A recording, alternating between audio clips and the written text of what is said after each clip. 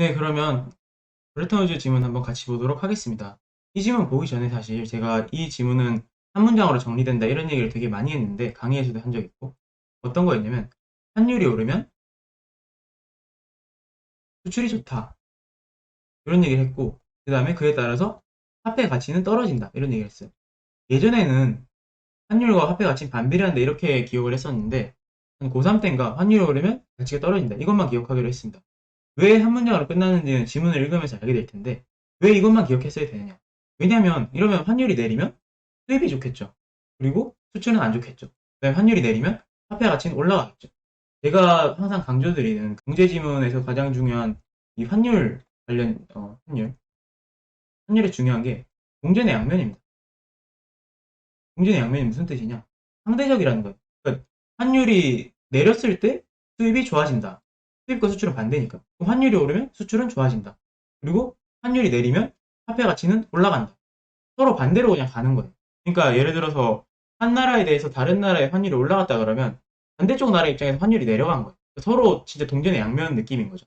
어떤 느낌인지는 한번 지문을 읽으시면서 다시 한번 파악을 해보셨으면 좋겠습니다.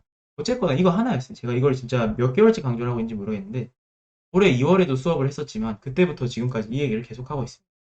그럼 한번 실제로 들어가 보도록 하겠습니다. 기축통화는 국제거래 결제수단으로 통용되고 환율 결정의 기준이 되는 통화이다. 일단 기축통화를 보고 우리가 떠올려야 될 생각은 뭐겠어요? 달러화인가? 여기까지는 떠올릴 수 있었을 거예요. 확실하진 않지만.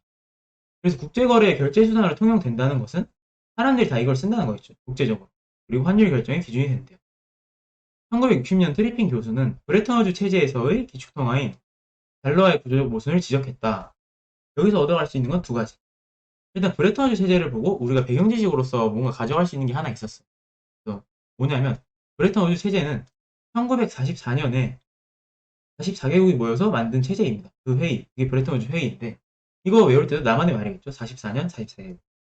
1번 우리나라랑 관련이 있던 IMF, 2번 IBRD. 얘네 두 개를 세워요.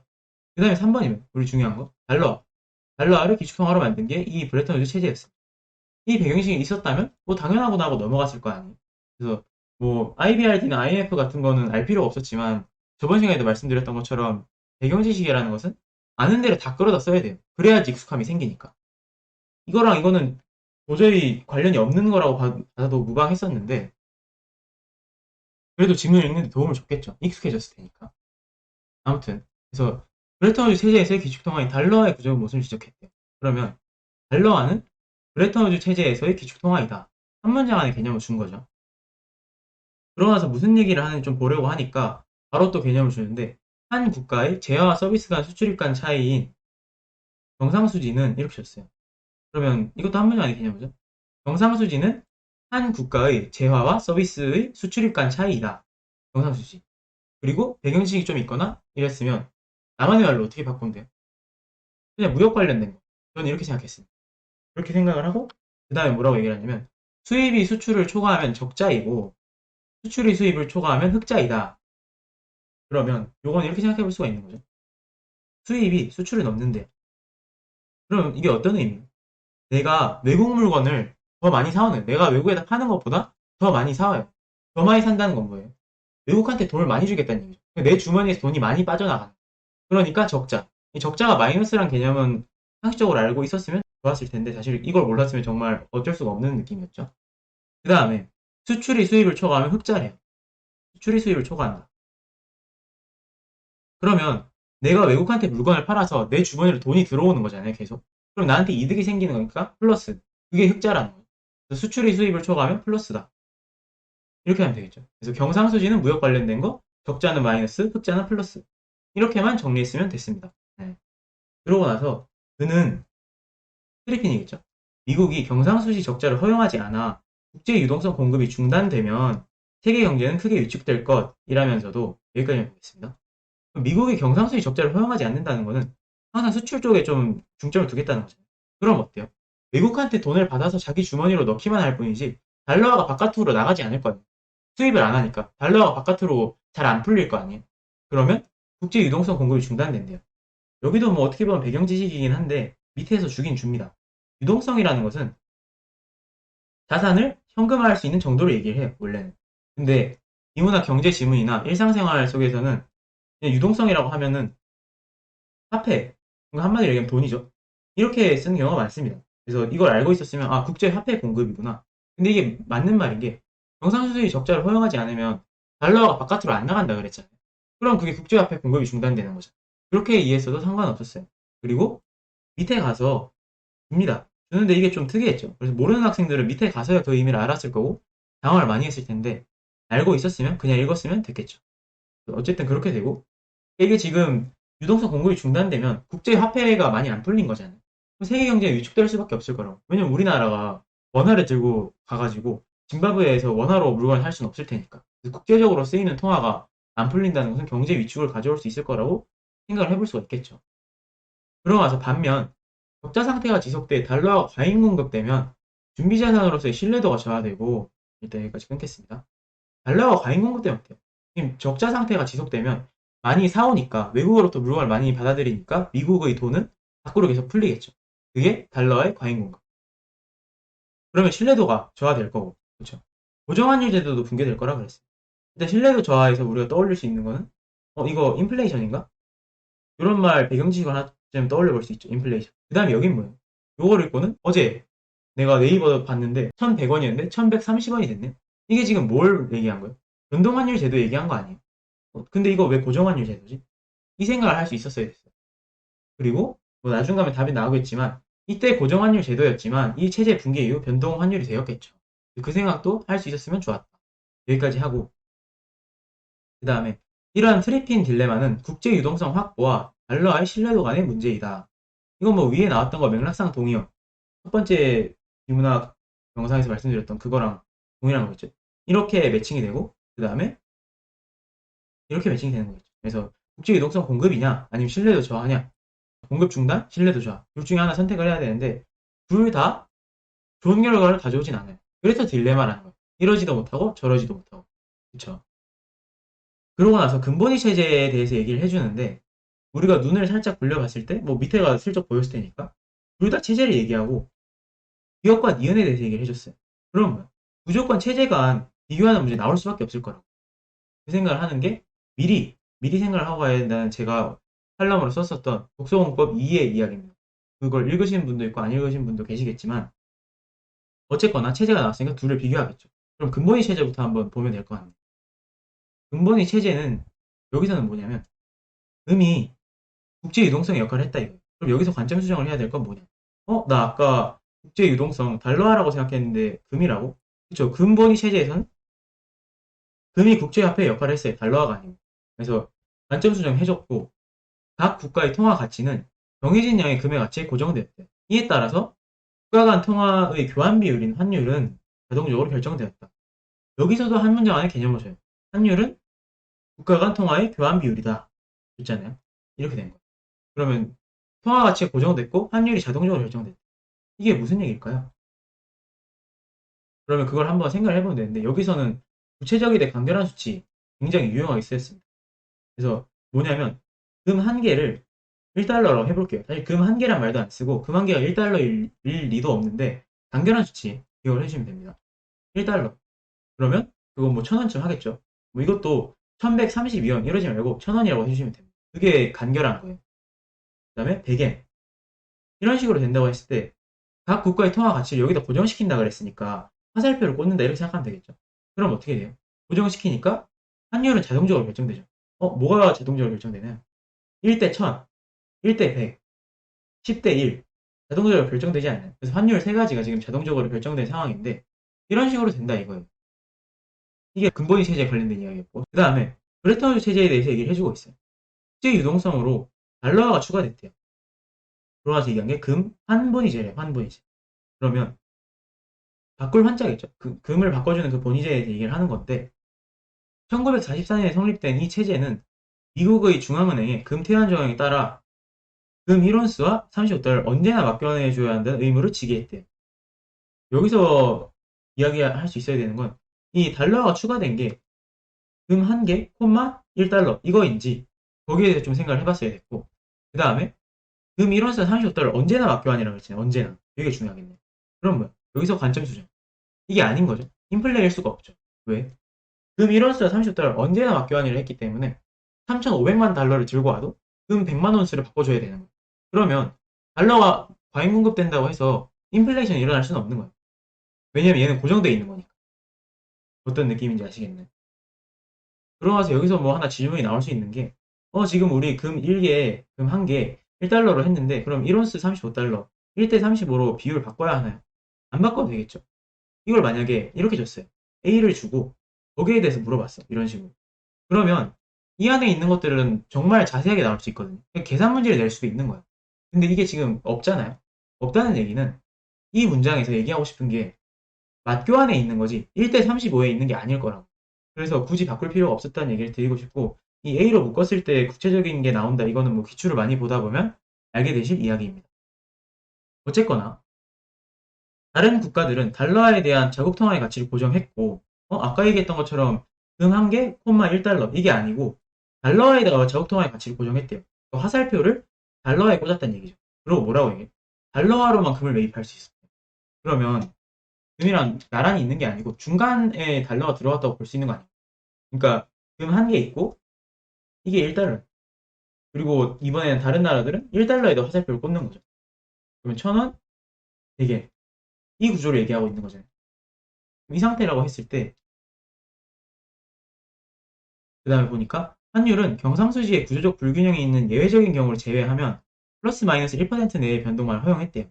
이 구조적 불균형이라고 하는 것은 뭐 극단적으로 흑자거나 극단적으로 적자거나 이런 얘기를 하는 거겠죠. 그때를 제외하면 거의 변동을 안 해줬다는 얘기입니다. 들어와서 중요한 얘기가 나오는데, 이에 따라 기축통화인 달러화를 제외한 다른 통화들 간의 환율인 교차환율은, 이것도 한 문제 안의 개념이에요. 교차환율은 달러화를 제외한 다른 통화들 간의 환율이다. 어떻게 된다고요? 자동적으로 결정됐다. 근데 정말 자동적으로 결정되는지 보려고 하니까 여기 있죠. 1달러 이렇게 화살표 꽂으니까 교차환율은 어떻게 돼요? 10대 1 결정이 된 거죠. 자동 결정이 되는 거예요. 그 얘기를 해주고 있는 거고. 그럼 다음 문단. 1970년대 초에 미국은 경상수지 적자가 누적되기 시작하고, 그러면 아까 딜레마 얘기하면서 나왔던 것 중에 첫 번째가 실제로 일어난 거죠. 적자를 누적시켜버린 거예요. 그럼 어떻게 된다고 그랬어요? 달러가 과잉 공급된다고 그랬죠. 그러면서 미국의 금 준비량이 급감했다 이거. 왜냐면 아까 금 1온스를 35달러에 바꿔준다 그랬으니까 나만의 말로 얘기하면 달러는 금 교환권이라는 얘기잖아요. 그러니까 달러를 많이 푸니까 금을 계속 바꿔줘야 되는 거예요. 구체적으로 좀 얘기를 하자면 금 500개를 들고 있었는데 달러는 계속 풀리겠죠. 그럼 어느 날 300달러를 들고 프랑스가 찾아왔어요. 그럼 300개 줘야 될 거 아니에요. 주고 나니까 남은 건 금 200개. 근데 그 상황에서 프랑스가 또 찾아와서 150달러 줄 테니까 금 150개 줄래? 이렇게 얘기를 한 거예요. 그럼 남는 거는 금 50개잖아요. 200개에서 150개 주고. 이렇게 점점점 줄어들었다는 거죠. 금 준비량이 급감했다 이거. 이에 따라 미국은 달러의 금 태환의 의무를 더 이상 감당할 수 없는 상황에 도달했다 이거. 더 이상 바꿔줄 금이 없어질 테니까 점점. 그럼 뭐 광산에 가서 금을 더 캐오거나 뭐 이런 식으로 했어야 될 텐데 그게 안 되니까 지금 이런 식으로 문제가 생겼을 거 아니에요. 그래서 이런 문제점에 대해서 해결할 수 있는 방법을 얘기를 해주는데, 첫 번째로 달러의 가치를 내리는 평가 절하, 또는 달러에 대한 여타국 통화의 환율을 하락시켜 그 가치를 올리는 평가 절상이었다. 이렇게 나왔어요. 이것도 아마 모르는 학생들이 봤으면 좀 당황했을 수 있는 게, 아니 해결책이라는데 왜 평가 절하랑 절상이 동시에 나와? 얘네들 반대되는 거 아니야? 이렇게 생각할 수 있었겠죠. 근데 이건 어떤 의미였냐면 사실 1번 해결책 1번 달러와의 가치를 내린대요. 가치 내린다. 그다음 두 번째가 여타국 환율 하락이에요. 여타국 환율을 하락시킨대. 그 말은 뭐예요?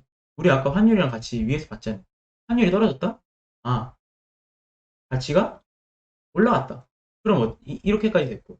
그 다음은 어떻게 돼요? 동전의 양면이라고 했으니까 그에 따라서 달러의 가치는 상대적으로 내려가는 거죠. 왜? 얘네 가치가 올라갔으니까. 환율과 가치는 반대로 간다고 그랬어요, 아까.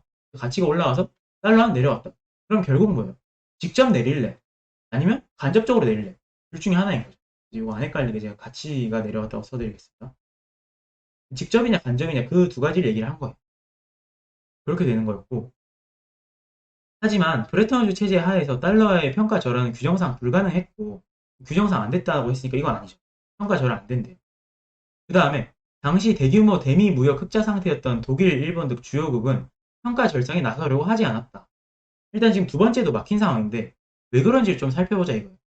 대미 무역 흑자라는 겁니다. 무역 흑자. 독일하고 일본은 미국 상대로 수출을 아주 잘하고 있던 나라 아닌가요? 우리가 배경 지식으로 알 수 있지만 일본은 수출 주도 국가죠. 초등학교 사회 시간에 나옵니다. 그럼 어때요? 수출하는 사람들은, 아니 수출하는 국가들은 환율이 올라야 좋지 않나요?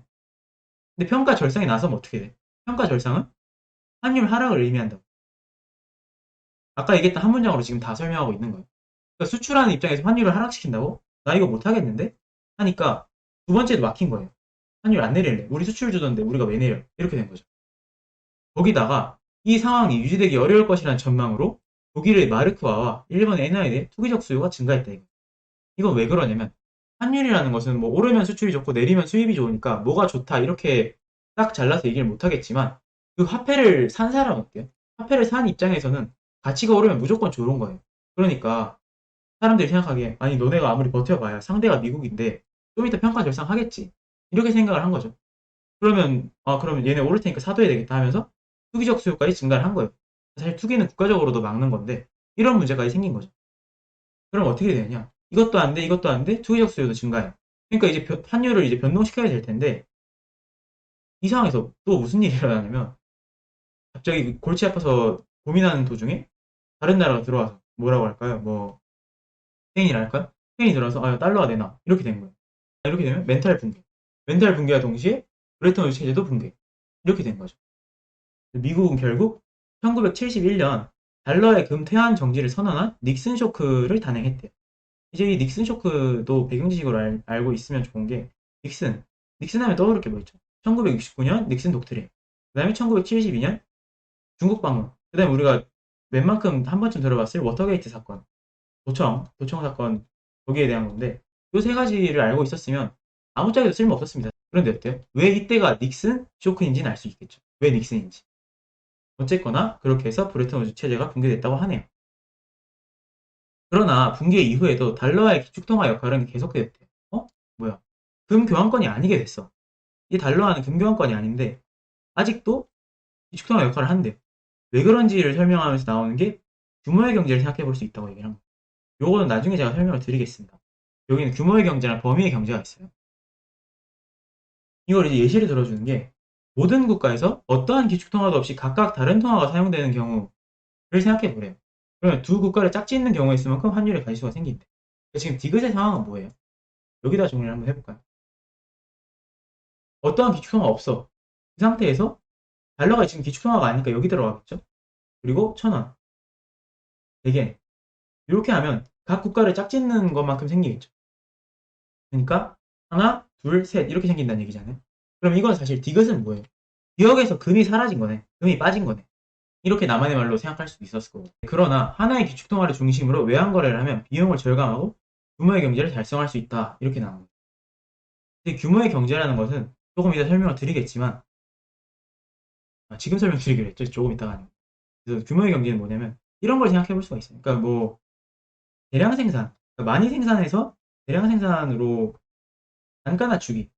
나만의 말로 정리하자면 이런 건데 그러니까 우리가 샤프를 만들고 싶어요. 샤프를 만드는 공장을 설립을 했는데 샤프를 만들려면 1,000원짜리 설비가 필요하대. 일단 처음으로.